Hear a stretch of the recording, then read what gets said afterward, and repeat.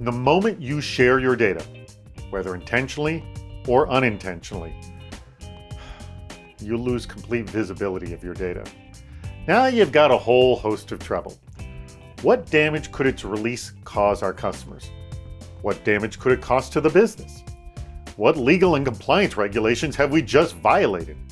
What recourse do we have today if our data is released and there's no leash attached to that data? Most companies don't have a means to control their data in perpetuity. Encryption is a good first step for data protection, but it doesn't help with visibility or control. Let's get to the bottom of what to do with rogue data on the next CISO Series video chat. I'm David Spark. I'm the producer of the CISO Series and host of our weekly video chats. This Friday, we're going to be hacking data protection and visibility. Or rather, we'll spend an hour thinking critically about how to gain back control of your data wherever it travels.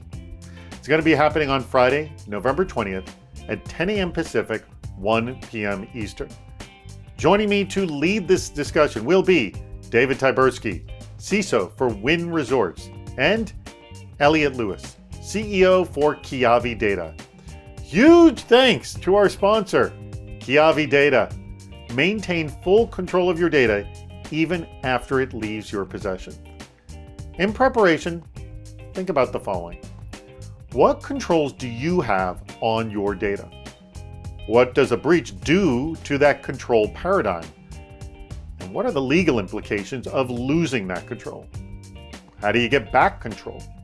At the end of the hour, we'll start our meetup, which lasts just 30 minutes. Our cybersecurity speed dating gives you a chance to have those serendipitous moments of meeting other cyber pros, something we used to enjoy when we attended live events.